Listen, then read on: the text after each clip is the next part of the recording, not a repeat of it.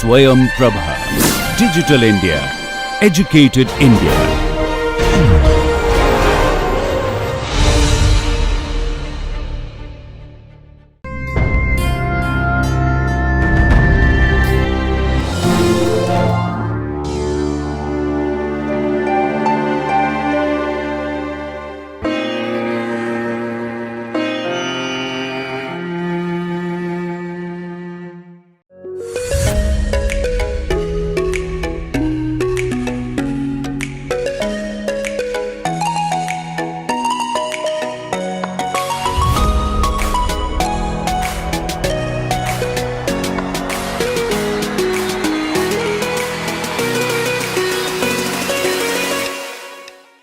Hello friends, so today we will discuss the main parts or layouts of this course, that is digital protection of power system. So in this course we will consider the basic concepts of digital relays, and this is the part 1 of this course, and that will roughly cover 9 to 10 lectures. Then in the second part we will cover application of digital relays, and that will cover roughly around, let us say, almost 10 to 15 lectures.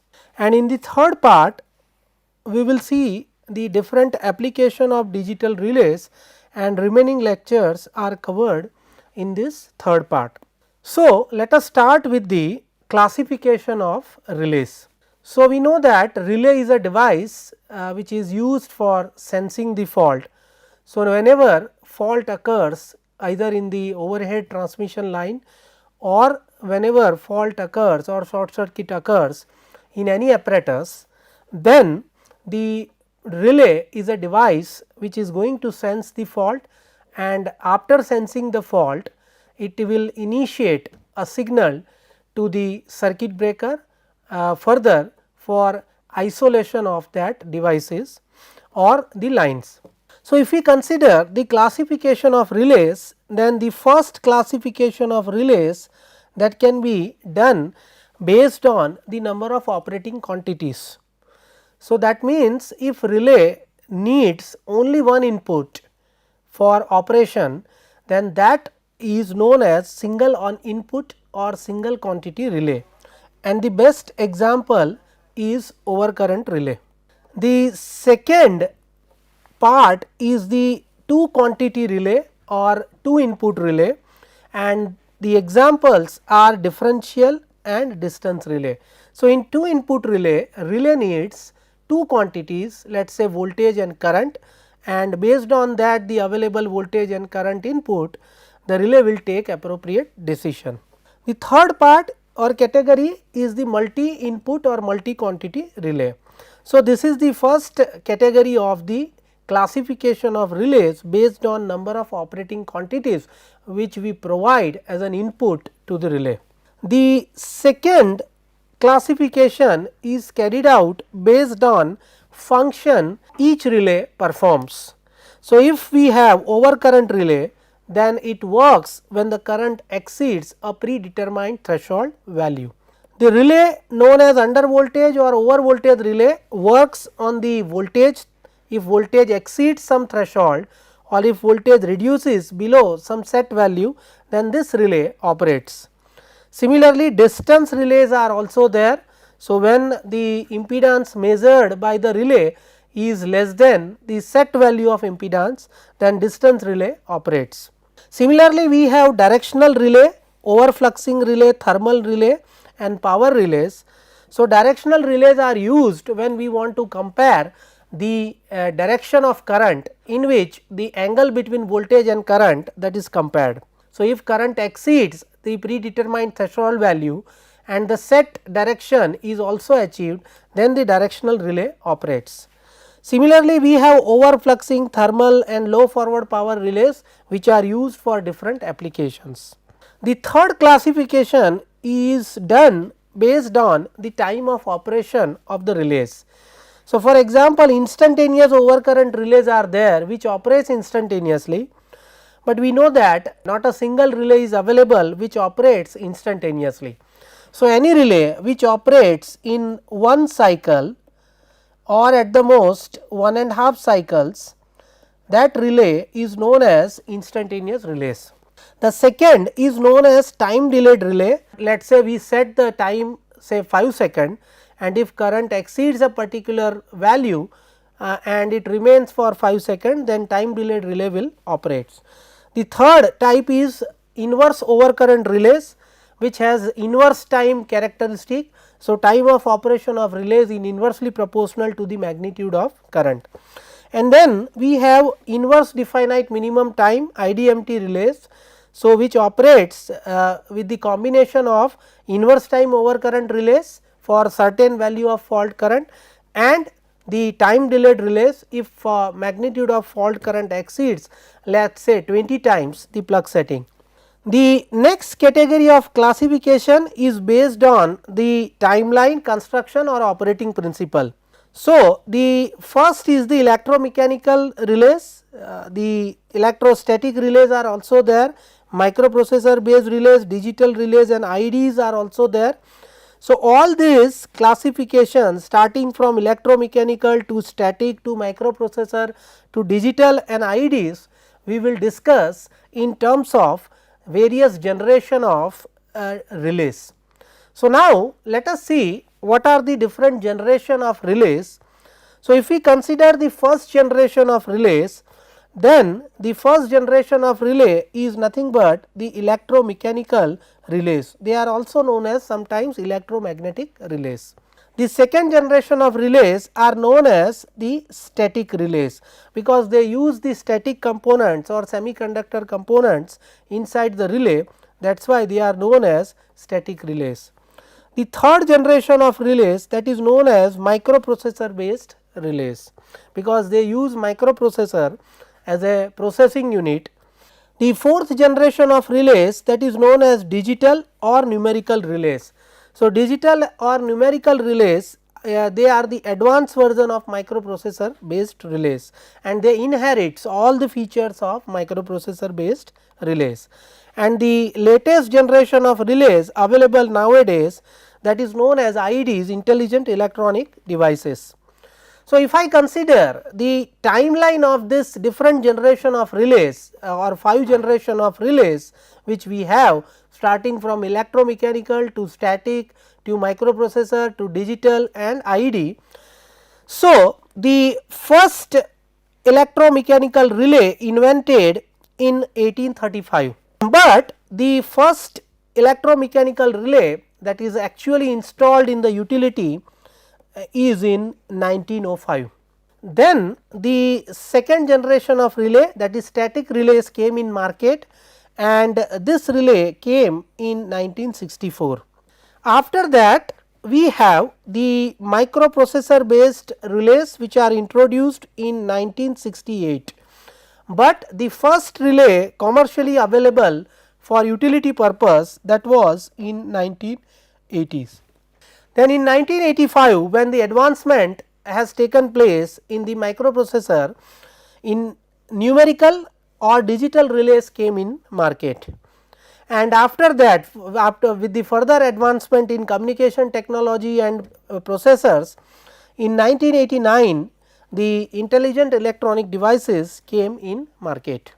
So, now let us start our discussion with the first generation of relays, that is electromechanical relays.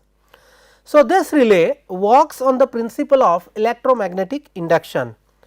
So, whenever the current flows through the winding which is wound on the core, then some magnetic force is generated by this relay, and then the contact associated with this relay operates, and finally it gives the trip signal. The common electromechanical relays available in market are thermal relays, which are basically used for protection against overloads. So, this is used for the protection against overloads. Then we have instantaneous, definite time, minimum time, inverse time, overcurrent relay or IDMT relay, or any voltage controlled overcurrent relays are there, they are also available in market. We have induction cup relays, differential relays, directional relays, Moore relays, impedance, reactance, ohm or any other characteristics are there, these relays are also available. And of course, we do have some auxiliary relays which are used for taking care of the high trip coil current. These relays are also available in market. Now, let us see what are the advantages of electromechanical relays. So, the first advantage of electromechanical relays, that is its construction. So, construction wise these relays are very simple and we can easily understand by just seeing the construction or layout of this relay. The second advantage is we can easily install this relays, and that is why this type of relays are still used by the utilities. The third advantage is that this relay has a very high resistance against voltage transients.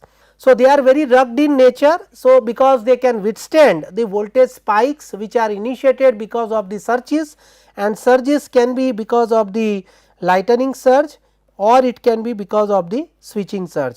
So, when lightning falls, surge that is also initiated, or whenever switching surges are there because of opening or closing of the circuit breaker, then such type of surges are initiated, but this relay are immune against such type of surges. The fourth advantage of this relays, that is they are applicable for both AC as well as DC circuit. However, this relay has certain limitations. So, let us see what are those limitations. So, the first limitation of this electromechanical relay, that is the change in characteristic. We know that certain mechanical parts are used in this relay. So, the characteristic of this relay which is provided or claimed by the manufacturer, they may change because of the aging effect. So, maybe after 5 years, 10 years you may not get the exact relay characteristic. The second disadvantage of electromechanical relay is that this relay contains moving parts. So, when moving parts are there inside the relay or inside the case of the relay, then this relay suffer with the problem like friction, contact bounce, arcing, contact erosion and spring restraint. So, this type of problems are faced by electromechanical relays because of the utilization of moving parts. The third limitation of electromechanical relay, that is this relay imposes very high burden on the current transformers and potential transformers, and this high burden is because of the high VA requirement by the circuitaries of this electromechanical relays. So, if high burden are imposed, then the circuitry of this relay needs more power, and of course, there are certain other disadvantages also that we will discuss later on. The fourth limitation of this relay is that it suffers against the phenomena like high overshoot, high resetting time and high transient overreach. So, overshoot is nothing but the travel performed by the disc used inside the electromechanical relay. So, if any further travel is performed, then that comes under the overshoot. Resetting is also there. So, we know that whenever relay operates completely and after fully operated state, when it comes to the return position, whatever time is claimed by the relay, that is known as its resetting time. So, this time is also very high. Normally, resetting time should be as small as possible, so that relay will be ready for the next operation. The transient overreach is a phenomena when relay operates beyond its zone of protection, and when it operates instantaneously, then such type of phenomena is known as transient overreach phenomena, and these relays are suffered with all the three phenomena. The another disadvantage of this electromechanical relay, that is its speed of operation. So, the speed of operation of this relay is very low. So, it has higher operating time, and this is very important when we consider or when we talk about the fault clearing time. So, fault clearing time is nothing but the time taken by the relay. So, we can say it is time of operation of the relay plus the time of operation of the circuit breaker. So, when you combine these two time, it becomes fault clearing time, and for stability point of view, fault clearing time is very important and it should be as low as possible. But when the relay operating time is higher, so time of operation of relay increases, so your fault clearing time also increases. The next disadvantage of electromechanical relay is that this relay requires periodic maintenance and testing. So, when you installed this relay in the substation, then you have to carry out maintenance every 15 days or once in every month, and proper maintenance and testing is required, so that when actually fault occurs, this relay must operate. The another disadvantage of electromechanical relay is that this relay does not have any recording or storage facility. So, that means if I want to store the data of fault, or let us say I want to store some important data of transients or harmonics, then such type of storage facility is not available in the electromechanical type relays compared to the latest generation of relays. Now, before we move to the next generation of relays, let us see how the electromechanical relay looks like. So, you can see that this is the electromechanical relays, and the front panel you can visualize this nameplate, and on this nameplate you will see that there is some marking is there, and this marking is nothing but the multiple of the pickup current is there against the time is there, and you can see this knobs are given where you can insert this key. So, this is nothing but the plug settings, and 7 different settings are given. So, you can insert this plug at minimum, which is 50%, and you can insert this plug at the maximum, which is 200%. So, in steps of 25%, this settings are given. This is known as plug setting or pickup setting. Then the another setting is also available in the relay. You can see the dial where you can see the time. So, this setting is known as time dial setting, and this time dial setting you can see below this time dial setting there is a spring is there. This is a spring, and you can see there is a disc is attached along with the shaft. So, this is the shaft. If I just turn like this, you can see this is the shaft, right, and you can see above that shaft spring is there and the contacts are also there. So, you can look at that, there are two contacts. When I move this disc, one contact is available here. So, this contact is known as moving contact, and when this moving contact touches the other side, that is known as the fixed contact, and when I move the dial of this time dial setting, you can see the distance travelled by this contact that increases, right. So, this is how the electromechanical relay looks like. Now, with this background, let us see the second generation of relays, that is known as static relays. So, the important features of static relays is this relay contains semiconductor electronic components like diodes, transistors, ICs, maybe logic gates are also there, flip flops, the counters, registers, monostable or astable multivibrator, arithmetic unit, operational amplifier, and hack schemic trigger interface. So, all these components are maybe used inside the static relays, and if I compare or if I see the advantages of static relays compared to the electromechanical relays, then the first advantage of this static relays, that is this relay does not contain any moving parts.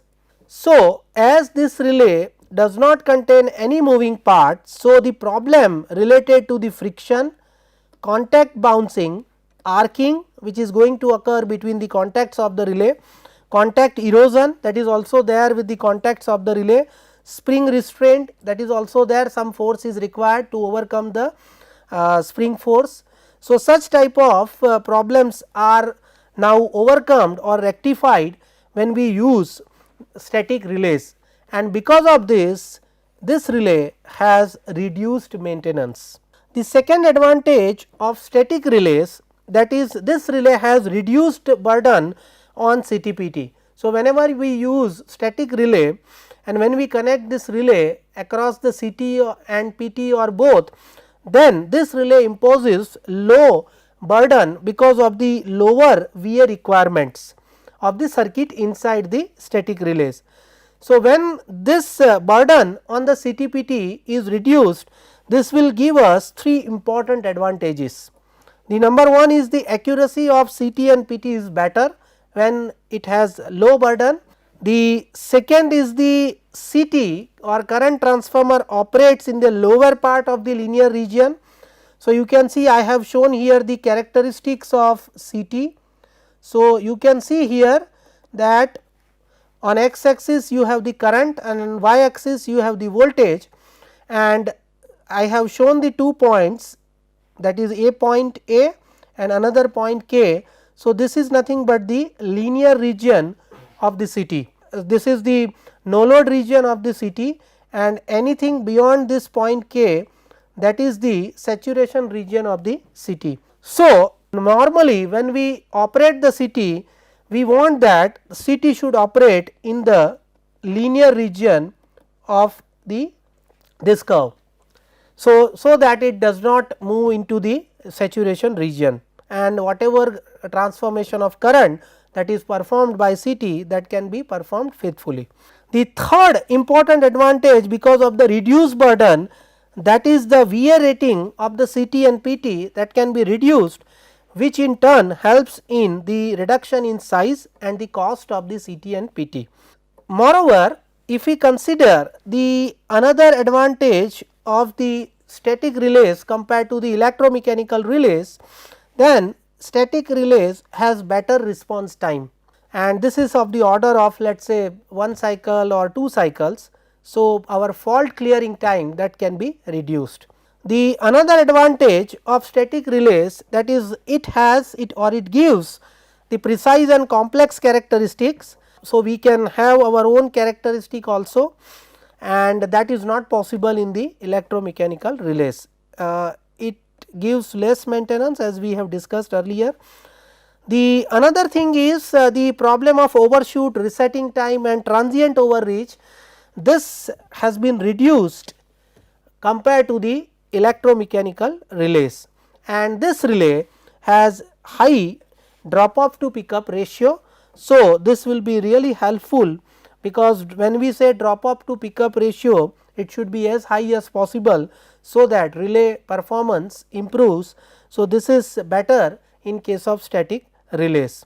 Okay, now, let us discuss the limitation of static relays. So, before we discuss the limitation of static relays, if I just show you how this static relay looks like, then you can see this is the front side or front view of the static relay, and if I just turn this relay, then you can see that the different circuits are available here. You can look at these are the PCBs and different small semiconductor devices. If I turn further, you can see here they are available here inside this relay casing.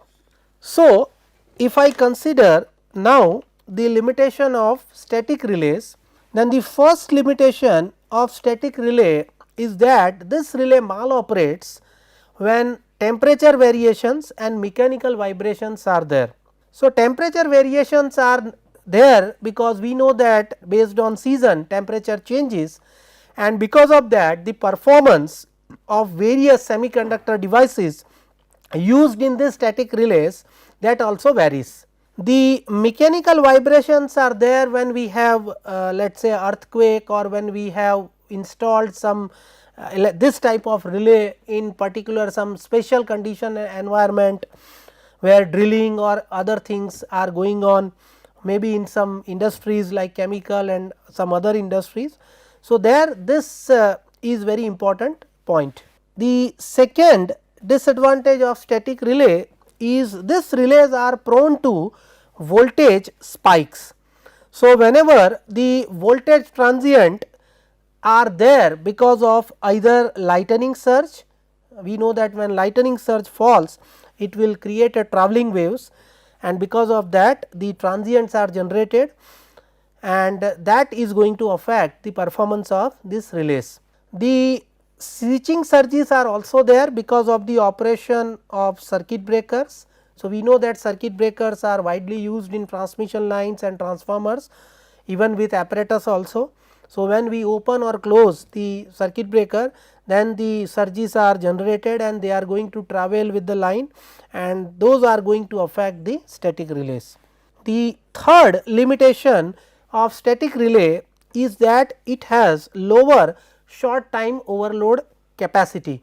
This is because of the utilization of semiconductor devices which has lower overload capacity. The fourth disadvantage of static relays are there, they have reduced reliability due to more number of components used inside the static relays. So, obviously, when we have more number of components, reliability of each component matters and the overall reliability of the device reduces.